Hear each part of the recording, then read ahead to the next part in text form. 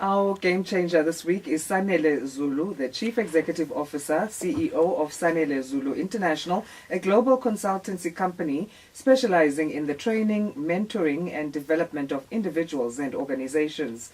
Not only is he a CEO of a company, he's also an inspirational speaker, an author, a youth mentor, trainer, and youth business advisor. Sanele is driven by his passion and enthusiasm for empowering young people and building credible leaders and organizations for our generation. To tell us more, he now joins us in studio. Welcome, Sanele, to Change the Game. Thank you so much for having me. So who is Sanele Zulu, if we just to describe this man? Sanele Zulu is basically a young man who's driven by passion, love for changing people's lives, especially young people.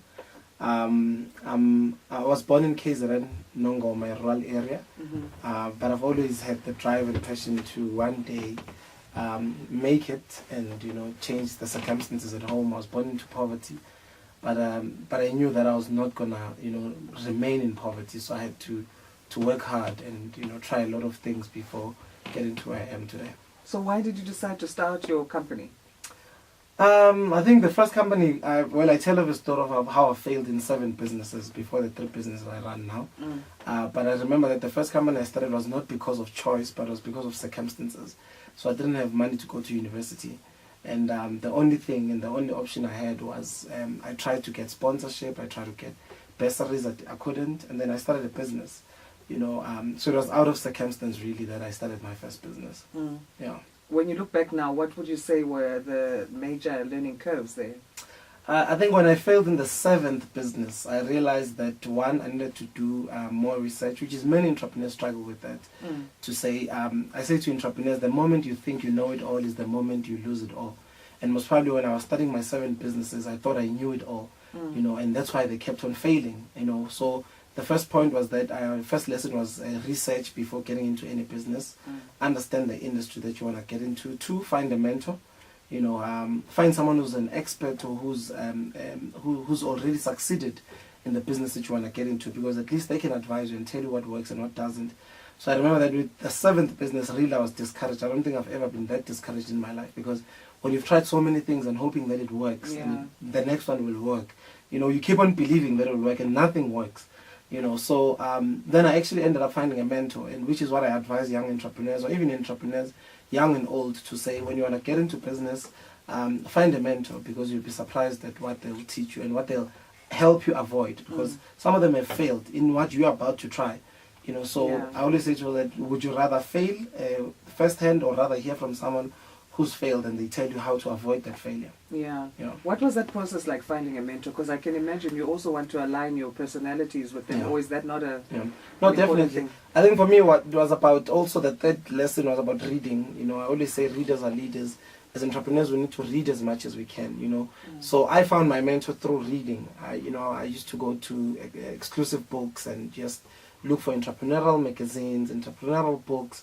And I remember that I had people that I was looking up to, and one of them was Lebo Konguluza, whom at that time I had only read about him on a magazine, but I remember sharing a platform with him where I was speaking, he was speaking, but I had read upon him so much that I knew basically his life, and when we engaged, it was basically as if we had found common ground, because I knew so much about him, and basically I found him, and he gave me an opportunity. He was running a program called 12-12-12, where he was recruiting 12 entrepreneurs in 12 months to run 12 companies. Within that program, I can say that all the entrepreneurs that were part of that program when it started, they fell off the program, because what they wanted from him was money. But what I wanted from him was knowledge and lessons. So for 2 years, I was basically with him. People were coming in and leaving because they were not finding the money. But I was there. I had told myself that all I want from this man is what he knows.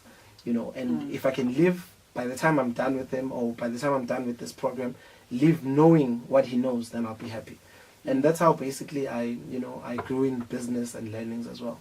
Is that what inspired your journey then into being a speaker, that you want to pay it forward for others? Yeah. Like it's been done for you? Yeah, I think I had a missed call from, I always say I had a missed call. I nearly became a pastor. Okay. So I always had passion for helping people, even before meeting him.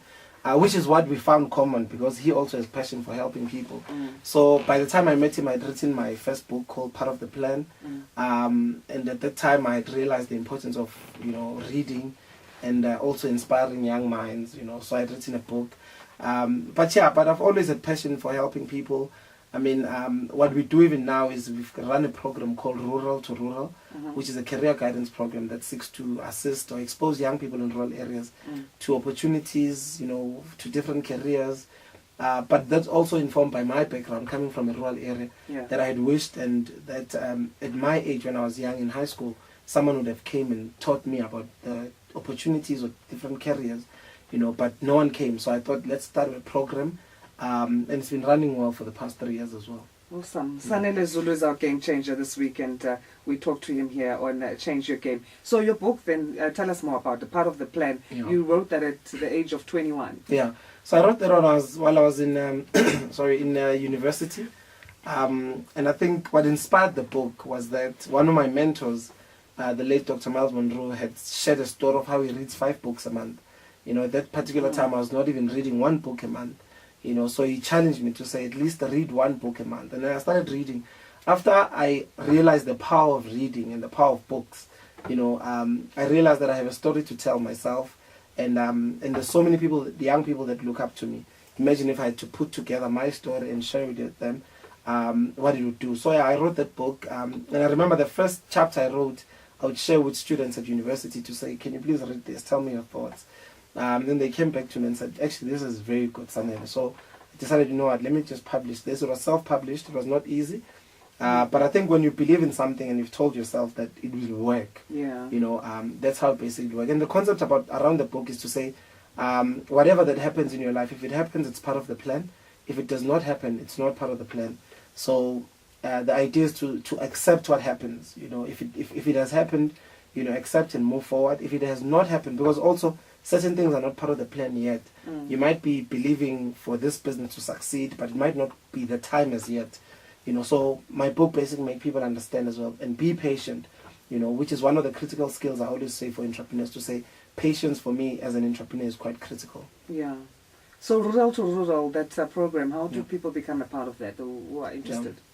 So people can basically inbox us on Facebook. You can go to @Rural to Rural initiative. They can inbox us, teachers, principals, even learners. They can invite us to their schools. What we do is we take career guidance to the most rural.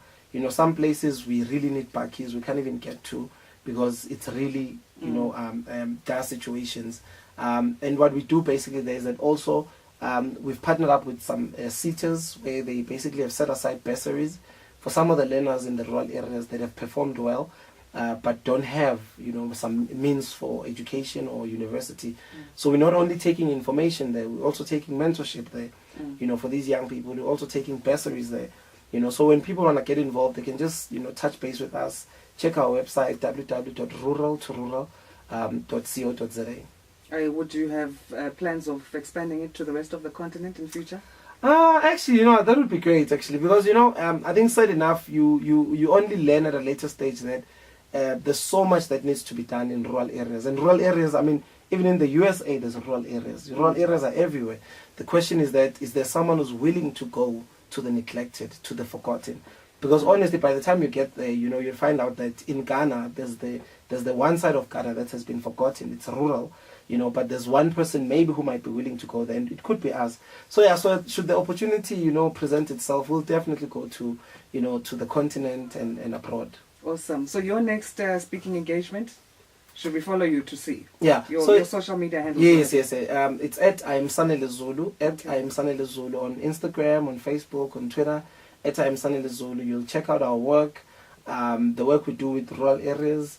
And if you're anywhere in the continent as well and you're thinking that you might want maybe get some advice on how you can start a program like this, because it doesn't have to be with us or with us that only with us that we're doing it, but if you want a partner, if you want to see how you can start it in your own community, because we say that it doesn't have to be the big numbers that we are doing, in terms of career guidance, but it could be a school, it could be a class, a class of 10 people You know, one life that is changed, one life that is transformed, that could potentially become a doctor, a scientist. That's all we're looking for. We're not looking to change the world, but we want to change the communities, and then eventually the communities will change the world. Awesome stuff. Well, thanks so much again for making time. Thank you so much for having me as well.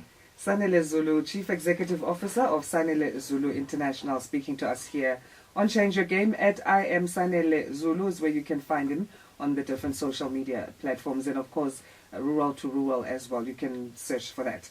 Stay with us. Our programming continues. I'm Asanda Peta.